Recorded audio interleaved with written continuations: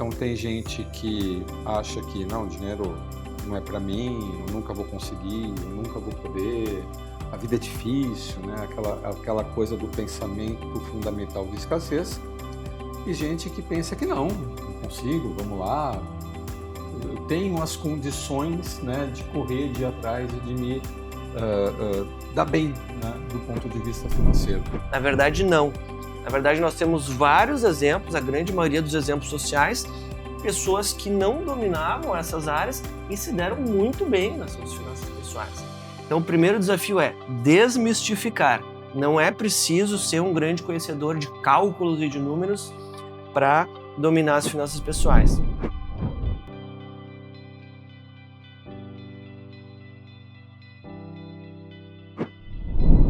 Olá, bem-vindo ao ARNE.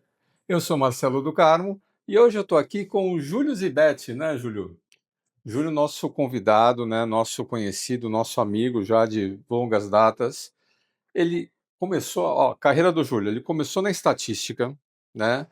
Ele passou pela qualidade, Júlio. Eu estava vendo o teu currículo lá, eu também tinha essa coisa da estatística da qualidade, mas ele fez administração pública, ele fez especialização em finanças, investimentos, banks, mestre em engenharia de produção, trabalha no setor público, ele exerce atualmente, entre outras atividades, lá no Sejud, o Centro de Formação e Desenvolvimento de Pessoas do Poder Judiciário do Rio Grande do Sul, né? Ele trabalha lá na academia de liderança e na academia de formação lá, né, Júlio? São vários cursos que a gente está envolvido. Vários cursos, e o motivo dele estar aqui hoje é que ele lançou esse livro aqui, ó, Os 7 Princípios das Finanças Pessoais, um guia prático para a liberdade financeira, num período, né, num contexto em que a gente está vendo aí mais de 80% das famílias brasileiras endividadas, né? E, nossa, é uma situação muito ruim que a gente está passando, ela está piorando, e precisa haver, assim, um despertar, precisa haver, assim, uma tomada de consciência para esse tema. E é por isso, né, que, nossa, como veio a calhar, né, poder conversar com o Júlio nesse trabalho muito necessário que ele está trazendo para nós. Então, Júlio, bem-vindo, né, Obrigado, Marcelo. Obrigado o convite aí e conta para... para nós o teu livro aí. Certo. Vamos falar um pouquinho então. Então, eu acho que primeiro é legal a gente contextualizar de qual foi a motivação, Uhum, e é basicamente essa estatística que tu citaste aí. Alguns anos atrás, eu tive contato com ela através das notícias, né? Então foi mais ou menos há uns 3 anos atrás, né? Eu vi aquela notícia de que 72% naquele momento uhum, da população estaria em situação de endividamento. E aquilo me chamou muito a atenção. Não era um tema que eu estava estudando a fundo naquele momento, mas eu decidi me dedicar, fui atrás, fiz uma especialização e tudo. E aí, a partir daquele momento, eu comecei a ver que existia realmente um problema social, né, que hoje a gente está chegando aí, está confirmando através desses 80%, e tudo indica que vai aumentar, né? Nós temos um contexto de juros no Brasil que não ajuda, mas a ideia do livro é focar nos fatores que a gente controla como indivíduo, né? Então não focar só em ficar reclamando o que que é culpa uhum. do governo, o que que não é, focar em fatores que a gente controla. Então, logo no primeiro princípio, a gente conecta muito com a questão do autoconhecimento, e aí eu acho que é onde conecta muito com a inteligência emocional aqui do canal, né? Então, eu falo muito sobre questões comportamentais, cito alguns autores que estudaram isso mais a fundo. Aliás, depois eu acho importante a gente citar do ponto de vista evolutivo o que que aconteceu para nós chegarmos aqui nesse momento. Gosto de citar um certo pensamento de que nós somos animais emocionais que raciocinam e não o contrário. Ou seja, colocando de outra forma, nós somos seres emocionais que raciocinam e não seres racionais que se emocionam. Eu gosto também de fazer um paralelo com a nossa evolução como animais, como espécie animal. Então, quando a gente estava lá na selva, lá savana africana, tentando sobreviver, né, num cenário de escassez total, onde a gente precisava comer para sobreviver alguns dias, a gente precisava dessas reações emocionais muito rápidas para reagir ali a uma situação. Por exemplo, sentir um medo, sentir um viés de medo, alguma outra situação, para sobreviver, era questão de vida ou morte para o leão vir e acabar predando a pessoa. Então era uma questão de sobrevivência. E ao longo da nossa evolução como espécie, como sociedade, a gente acabou dominando os meios de produção, dominando a agricultura, e isso começou a abrir um novo leque de possibilidades, que é o planejamento, olhar futuro e ver de que forma a gente consegue pensar esse nosso futuro, fazer um planejamento de longo prazo. Então, tudo isso para dizer que é o princípio número um, o autoconhecimento, esses fatores, esses viéses cognitivos, essa necessidade de autoconhecimento, e eu fiz questão de botar aqui no meu primeiro item do livro, Marcelo. Tu sabe, Júlio, que, lógico, eu li todo o teu livro, né? Vamos voltar nesse homem aí das cavernas, né? Esse homem aí da savana. Eh, Tu coloca lá em um momento uma pirâmide, né? Das pessoas que estão endividadas, né? Que é a base da pirâmide, e das pessoas que são investidores, né?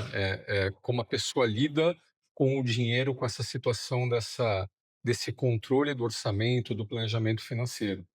Tem gente que vê no curto prazo uma necessidade de consumir, tu explora muito bem isso, essa visão de curto prazo, e esse pessoal geralmente acaba sendo endividado, e o pessoal que pensa no longo prazo, né, que se abstém do consumo imediato ou do prazer imediato, visando uma estabilidade, visando uma renda futura. Isso me lembra assim um pouco da relação luta-fuga, vai, com o dinheiro. Então, ou o dinheiro me come ou como o dinheiro, né? Como é que eu lido com o dinheiro nessa relação de preciso agora, né, curto prazo, ou calma, né, vou lá para o futuro. E aí tu coloca, né, em um determinado momento lá, a questão dos valores e das crenças fundamentais com relação ao dinheiro. Então tem gente que acha que não, dinheiro não é para mim, eu nunca vou conseguir, eu nunca vou poder, a vida é difícil, né? Aquela coisa do pensamento fundamental de escassez. E gente que pensa que não, eu consigo, vamos lá, eu tenho as condições, né, de correr, de ir atrás e de me dar bem, né, do ponto de vista financeiro. São crenças fundamentais, a gente identifica essas crenças, né, nas nossas famílias, né, dependendo de como você foi criado, você lembra lá do teu pai, do teu avô, né, frases, né, que vinham à mesa, que eram repetidas. E a pergunta que eu quero te fazer, Júlio, dado que é uma relação muito mais emocional do que racional, então você tem essa questão do cara que pensa na escassez e o cara que pensa na abundância. As duas têm riscos, né, e têm oportunidades nessas duas crenças. Porque tu coloca lá que, tá, como é que eu saio de uma situação difícil se eu estou numa situação difícil? Primeiro, corta gasto. Mas só cortar gasto, você não vai ter uma situação confortável. Começa por aí, mas depois tem que ir atrás. Tu tem até uma pergunta lá, né? Qual que é o caminho? Gastar menos ou ganhar mais, né? E aí você tem essas mentalidades básicas que facilitam. Então, eu vou ter que gastar menos, mas prejudica o ganhar mais, né? E aí, como é que fica? Qual que é a pior armadilha, digamos assim, do tipo do camarada que tem a sua crença, né? Não, isso eu já sabia, a vida é dura mesmo, ou não, vamos lá, que eu consigo, né? Quem que mais se endivida? O que que é mais perigoso assim nessas crenças fundamentais? Essa é uma pergunta bem, acho que até bem difícil de responder, né? Mas o que eu acho que é interessante a gente refletir. Por isso que eu falo sempre em reflexões para cada um trazer para a sua realidade. Primeiro, a ideia da pirâmide das finanças Uhum, pessoais, né? Então, eu dividi ali em 3 grupos para fins didáticos. Então, primeiro, as pessoas que estão endividadas na base. Aqui no meio, o pessoal que está no 0 a 0, uhum. gasta quase tudo do que ganha. E no topo, o pessoal que já gasta menos do que ganha e consegue investir.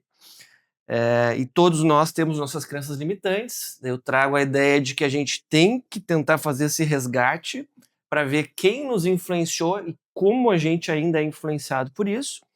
Então eu gosto sempre de fazer um resgate para quem teve uma família tradicional, por exemplo, pai e mãe. Como é que era na minha casa? A minha mãe era a pessoa que tinha mais preocupação com isso, o meu pai, os dois, um gastava mais do que ganhava, o outro não. Eles falavam sobre dinheiro com a família. Como é que era essa relação? Então eu acho importante a gente tentar resgatar isso, né? Porque nós somos muito impactados por isso que a gente viveu na nossa infância.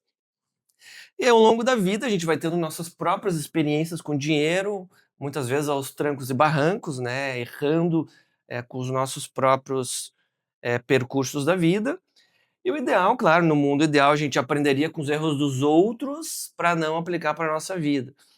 Então me parece que o grande desafio é nós tentarmos enxergar, primeiro, em que momento de vida nós estamos agora, se nós estamos aqui no endividamento ou se nós já estamos caminhando para cima, né, e nenhum estágio desses é perpétuo, então aquela ideia de escassez: "Ah, eu estou endividado, eu nunca vou me livrar". Não, esse é um momento de vida, nunca é tarde para recomeçar e para recomeçar a construir as finanças pessoais, entender o momento que eu estou hoje, onde eu quero chegar, quais são as minhas crenças que estão muito impregnadas e tentar mudar esses comportamentos. Hoje, com a internet, a gente tem acesso a muitos conteúdos que podem nos afetar positivamente, e me parece que esse é o grande desafio, é nós sermos influenciados por comportamentos que são benéficos do ponto de vista financeiro e não pela maioria do que a gente vê aí hoje, né. Vou citar alguns exemplos aqui. Se eu consumo muito conteúdo de redes sociais e essas pessoas que estão ali promovem um ciclo de consumismo desenfreado, isso vai me afetar de alguma maneira. A comparação com quem você acha que chegou lá e tem mais e eu não tenho, isso é injusto e eu Isso também é deveria, isso é tal. um desgaste emocional gigantesco e ele nos Uhum. coloca muito longe desse caminho da simplicidade, que é o que a gente defende aqui no livro, né. Então ter a humildade de reconhecer o meu momento, ter a humildade de construir o meu plano, de saber onde eu estou hoje, para onde eu quero chegar. Eu acho que esse é o grande desafio nessa área de redes sociais e de influenciadores que nos trazem coisas que nem sempre são benéficas para o nosso comportamento. Tu sabe que do ponto de vista da inteligência emocional, quando você está numa situação aflitiva, o que é recomendado é, primeiro de tudo, encara a realidade, né? Não adianta você tem um ditado que eu aprendi aqui, passar batom no porco, o Sabaton porco no não vai ficar bonito. Então encara a realidade, né? Veja a realidade como ela é. E aí dá uma aflição danada, né? Quando cai a ficha e fala, olha, eu estou nessa situação, dependendo do grau de aflição, a vontade é fazer igual um avestruz, né? Enfiar a cabeça no buraco até que a coisa passe, ou cair no pensamento mágico, né? Ah, eu vou ganhar na loteria, eu vou fazer aposta na Bet, eu vou tentar eventualmente até cair em golpes, né? Tem muito Uhum. golpista que se aproveita desse momento de fragilidade, prometendo ganhos fáceis. Então, encarar o bicho de frente é o primeiro passo. Encarei, olhei, né? O pior que poderia ter acontecido já aconteceu. Tá, e agora? Como é que eu saio daqui? A educação financeira, o que você traz no livro, né? Você aprender a fazer orçamento, aprender a fazer um planejamento, aprender a fazer esse. Tem um camarada nos Estados Unidos que é o Ramsey, tu deve conhecer o podcast dele, né? Que ele fala assim: olha, planeje, como tu falou. Esse é o primeiro caminho, você aprender técnicas, né, de planejamento financeiro, ou então o caminho é você procurar apoio, para lidar com as emoções e crenças que te colocaram nesse buraco, as 2 coisas ao mesmo tempo, né. Tu já falou que nós somos seres emocionais que raciocinam, tá, e agora nesse momento, eu vou atrás do raciocínio, né, ou vou atrás do apoio emocional, ou tenho que lidar com as 2 coisas ao mesmo tempo para sair desse buraco, Júlio? É, eu acho legal, assim, também, até para motivar as pessoas que estão nos assistindo, né, tem uma estatística que é bem provocativa, Hum. que é aquela que diz que para nós termos sucesso nas finanças pessoais, a gente precisa de 80% de comportamentos e só 20% de técnica. Por que que eu gosto dessa estatística? Porque ela tira aquela ideia de que para nós termos sucesso nesse assunto, a gente precisa ser um grande conhecedor Estatístico, né. estatístico, matemático, engenheiro ou o que quer que seja da área técnica. Na verdade, não. Na verdade, nós temos vários exemplos, a grande maioria dos exemplos sociais, pessoas que não dominavam essas áreas e se deram muito bem nas suas finanças pessoais. Então, o primeiro desafio é desmistificar. Não é preciso ser um grande conhecedor de cálculos e de números para dominar as finanças pessoais. Autoconhecimento, conhecer os vieses cognitivos, conhecer as suas limitações, suas crenças limitantes esses são os nossos principais objetivos quando a gente fala de educação financeira. E é legal, né, nessa coisa do autoconhecimento, tu traz no livro histórias, né, de diferentes matizes, né? Tu pega o cara que é CLT, tu pega o cara que é empreendedor, tu pega o cara que é funcionário público, né? Tu pega diferentes perfis, né, de pessoas para mostrar que não é porque o cara ele tem um serviço público com estabilidade de emprego que ele está livre de endividamento. Não é porque o cara é empreendedor, dono da vida dele, que ele também está livre de endividamento, e não é porque ele está em nenhuma dessas situações que ele não pode virar a mesa, né? Perfeito, E Marcelo. todos esses exemplos começam assim, né, com a pessoa se dando conta da situação, né? E essas pessoas se dão conta da situação. Qual que é o pulo do gato, Júlia? É quando a água chega no pescoço, né? O que que geralmente acontece, ou o que que facilita, né, essa virada de mesa na vida das pessoas, da tua experiência? Essa segmentação que eu fiz em 3 grandes perfis, servidores públicos, microempreendedores, né, e o CLT, eu acho que ela é bem didática para a gente tentar Uhum, pegar a maioria dos casos da população, né. Então, por exemplo, começando com o caso do servidor público, ele tem uma renda fixa, uma renda previsível, mas ele tem outras armadilhas que chegam sobre ele. O crédito consignado hoje é a principal armadilha, é o principal fator de endividamento. E o servidor público ele tem uma tendência muito grande a fazer grandes parcelamentos, sequências de parcelamentos no cartão de crédito, que também é o principal fator de endividamento do brasileiro médio. Então, no caso do servidor público, crédito consignado com uso de cartão de crédito são as principais armadilhas. Depois, o microempreendedor. O microempreendedor, ele não tem a garantia da receita futura, né? uhum. Então a receita dele é variável, todo mês ele ganha um valor, depois ele ganha outro. Então o grande desafio dele é criar uma reserva de emergência para essa Essa variabilidade que ele vai ter, sazonalidade. Aham. né? Depois a gente entra para o CLT. O CLT é um funcionário que teoricamente tem uma estabilidade, mas pode acontecer imprevistos também. Uhum. A gente está aí vivendo agora uma revolução digital da inteligência artificial. Ninguém sabe exatamente o que vai acontecer no futuro, mas eu preciso me preparar para esse futuro. Como é que eu me preparo? Montando a minha reserva de emergência também. Em todos esses 3 casos, a gente vê um comportamento em comum, que eu acho mais importante, é manter a humildade e viver sempre um passo abaixo das minhas possibilidades. Então, se eu ganho X, eu tenho que viver X menos um. Eu tenho que sempre viver abaixo. E como é que a gente consegue fazer isso, Marcelo, no momento em que a gente tem tantos incentivos de consumo? Nosso celular está nos mandando anúncios o tempo inteiro, a gente está recebendo cada vez anúncios mais perfeitos, direcionados ao nosso perfil. Então, a gente está o tempo inteiro, todos os dias, fazendo pequenas decisões de consumo. E como é que a gente enfrenta isso? Eu reconheço que não é fácil. Não é fácil, eu sei que não é fácil. E para isso a gente precisa sempre fazer esse pensamento mais crítico, tentar tirar um pouco do nosso sistema um emocional, levar para o sistema 2 mais racional, para citar o Kahneman aí, e tentar sempre fazer esse filtro. Será que eu preciso comprar esse produto ou serviço realmente? Será que isso é necessário para minha vida? Ou será que eu consigo viver uma vida mais simples, né? Acho que esse Uhum. é o grande desafio dos 3 perfis. Tu sabe que eu adoro, né, que o Júlio ele traz uma série de referências, né, que eu já conhecia ali da economia comportamental, mas tu ampliou muito mais o meu repertório. Fiquei super curioso depois de ler teu livro, né, de ir atrás dessas referências.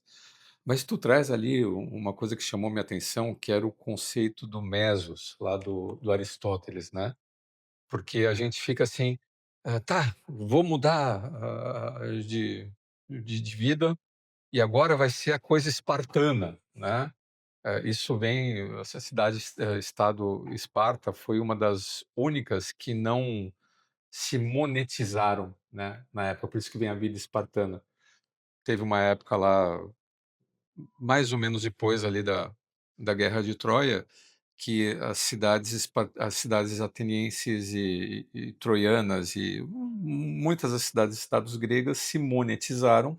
Isso facilitou o comércio, mas isso também trouxe, né, todo a desestruturação, né, principalmente nos produtores rurais, né, que ficaram alijados pela possibilidade de comércio, né, e que invadia as cidades e estados e acabava com a renda local, acabava, né, com a qualidade de vida local. E Esparta falou: não, aqui não vai entrar dinheiro, aqui a gente vai seguir, né, no escambo, a gente vai seguir. Então era uma vida de menos ostentação, né, em relação às demais cidades e estados gregas. Mas era uma coisa, né, chega, acabou, ninguém aguenta, né. Que nem o camarada que ele fala: "Agora eu vou emagrecer, não vou comer mais nada", não dá certo. A pessoa consegue ali 1 semana, 2 semanas e depois cai, né, enche a cara ali de doce, de glicose de novo. E tu traz esse conceito do Aristóteles, né, do equilíbrio. Então eu tenho que economizar, mas devagar com a dor, né.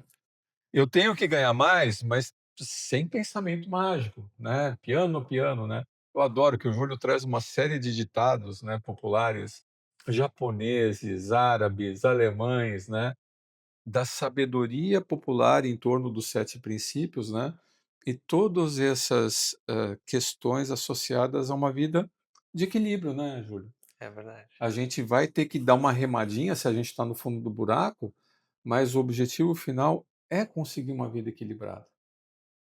É isso. E fora das redes sociais, né, que eu acho que é um fator de desequilíbrio muito grande, né, para o nosso É. comportamento. Marcelo, quando a gente pega esses exemplos históricos, eu acho muito legal, né. Hum. Pegando aí um bem antigo também, os romanos lá, como é que os romanos eram pagos no começo, os funcionários? Era o sal, Salário. né, então Aham. depois virou salário. Então é interessante a gente pegar esses exemplos históricos de como as sociedades se organizaram, né, para enxergar o valor.